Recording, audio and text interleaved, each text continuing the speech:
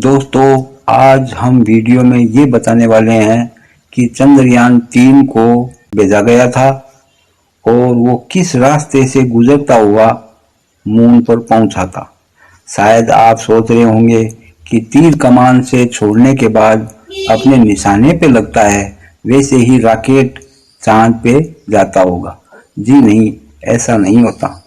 Rocket इस रास्ते से होता हुआ चांद पर पहुंचता है। अब इसको सही से समझते हैं। चंद्रयान-2 क्रैश क्यों हो गया था? वीडियो को अंत तक देखें, ये भी आपको जानने को मिलेगा। नए हो तो चैनल को सब्सक्राइब कर लें। चलिए वीडियो को शुरू करते हैं। दोस्तों, रॉकेट में दो तरह के इंजन पाए जाते हैं। एक सॉलिड इंजन जिसमें ठोस ईंधन उपयोग में लाया जाता है, दूसरा लिक्विड इंजन जिसमें लिक्विड ईंधन उपयोग में लिया जाता है। रॉकेट के द्वारा सैटेलाइट, एस्ट्रोनॉट, चंद्रयान भेजे जाते हैं। चंद्रयान-3 को जिस रॉकेट से भेजा गया था उसका नाम LVM-3 था। इसकी लंबाई 43.5 मीटर थी। ये 40,000 किलोग्राम वजन को अपने साथ लेकर जा सकता है। LVM-3 का कुल वजन 62,000 किलोग्राम था।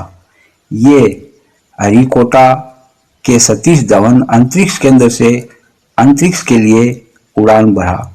न्यूटन के तीसरे नियम के अनुसार क्रिया के विपरीत प्रतिक्रिया के अनुसार जब गुब्बारे में हवा भरते हैं तो जैसे ही उसको छोड़ने पर वो ऊपर जाने लगता है, जबकि हवा नीचे की तरफ निकल रही होती है। इसी प्रकार रॉकेट को छोड़ा जाता है। रॉकेट में गैस बहुत तेजी से निकलती है। दूसरी तरफ ऊपर की ओर धक्का लगता है। रॉकेट ऊपर की तरफ उड़ान भरना शुरू कर देता है। एक बात और समझ लें आप, हम पृथ्वी के अंदर नहीं रहते, हम पृथ्वी के ऊपर रहते हैं। हम गुरुत्वाकर्षण बल की वजह से बाहर नहीं जा पाते। एक तोप से गोला दागा जाए तो वह गुरुत्वाकर्षण बल के कारण पृथ्वी के थोड़ी दूरी पर जाके गिर जाता है। अगर हम इस गोले को एक ऐसी स्पीड से दागा जाए या छोड़ा जाए तो वह पृथ्वी पर ना गिरकर पृथ्वी के बाहर गिरता है। फिर वह पृथ्वी के कक्षा में परिक्रमण करने लगता है। यह पृथ्वी की गुरुत्वाकर्षण बल की वजह से होता है। इसी सिद्धांत को उपयोग में लाया गया। चंद्रयान के लिए अब रॉकेट की स्पीड बढ़ाते हैं तो यह अंडाकार में घूमने लगता है और अपना गोल चक्कर बड़ा कर लेता है। अपोलो 11 के बनिस्पत हमारे मिशन में खर्चा बहुत कम हुआ था, ईंधन बहुत कम लगा था। चंद्रयान-3 को ले जाने वाला रॉकेट 4 भाग में डिवाइड था। जैसे जैसे फ्यूल खत्म होता गया, पार्ट को रॉकेट से अलग करते गए। LVM-3 रॉकेट से चंद्रयान-3 को लॉन्च किया गया था। फिर लास्ट में रॉकेट के ऊपरी हिस्से को, जहां मिशन के उपयोग में आने वाले यंत्र होते हैं, उसी को रखते हैं। बाकी अलग कर दिए जाते हैं, जिसमें रोवर और लैंडर भी शामिल होते हैं। अब रॉकेट को धरती से लॉन्च किया जाता है। इंजन को चालू किया जाता है, जिसमें सॉलिड इंजन का उपयोग किया जाता है सबसे पहले, यानी कि चौथा पार्ट। रॉकेट के उड़ान भरने के कुछ सेकंड बाद उसकी स्पीड 16,027 किलोमीटर प्रति आवर हो जाती है। जब यह वायु के इंटेंसिटी से बाहर निकल जाता है तो इसका दूसरा इंजन यानी कि लिक्विड इंजन चालू कर दिया जाता है। 108 सेकंड बाद जो कि लिक्विड इंजन होता है उसको स्टार्ट कर देते हैं। अब इसकी स्पीड 6,000 किलोमीटर प्रति आवर हो जाती है। उड़ान से 130 सेकंड बाद ये रॉकेट पृथ्वी से 62 किलोमीटर ऊंचाई तक पहुंच जाता है।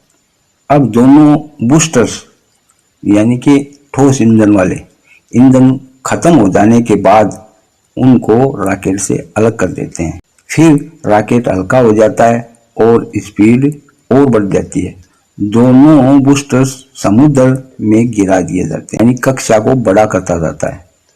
196 सेकंड बाद ये वायुमंडल से बाहर निकल जाता है। जैसे ही रॉकेट वायुमंडल से बाहर निकल जाती है तो उसके हीट शील्ड को अलग कर दिया जाता है। 6 मिनट के बाद लिक्विड इंजन को भी अलग कर दिया जाता है। बचे हुए पार्ट में कार्यजनिक इंजन को चालू कर दिया जाता है। अब यह पृथ्वी की कक्षा में स्थापित हो चुका होता है। फिर इस इंजन की स्पीड को बढ़ाते हैं।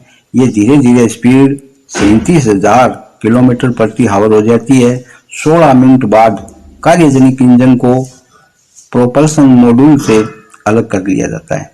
प्रोपल्सन मॉड्यूल की सहायता से समय समय पर इंजन को स्टार्ट करके इसकी कक्षा को अंडाकार करते हुए बड़ा करते हैं।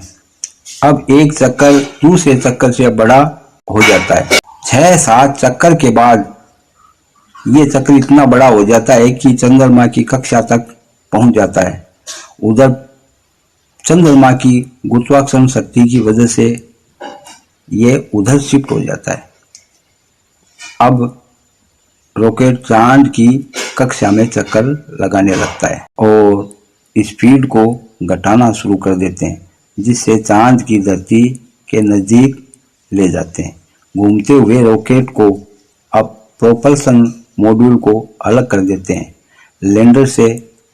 अब लैंडर को लैंड कराने की बारी आती है। लैंडर को चांद पर उतारने की बारी आती है। अब आपको बता दें कि चंद्रयान 2 इसी पोजीशन में था, मगर स्पीड अधिक होने से चांद की धरती पर टकराकर क्रैश हो गया था। मगर इस बार चंद्रयान 3 में इसरो वैज्ञानिक बहुत काफी अपडेट थे। डिवाइस को कॉम्बिनेशन पूरा कंट्रोल में रखे हुए थे और लैंडर को सॉफ्ट लैंडिंग करवाकर भारत का एक नया कीर्तिमान स्थापित किया। फिर लैंडर का डोर खोला जाता है और अंदर से प्रज्ञान रोवर को चांद की धरती पर उतार दिया जाता है।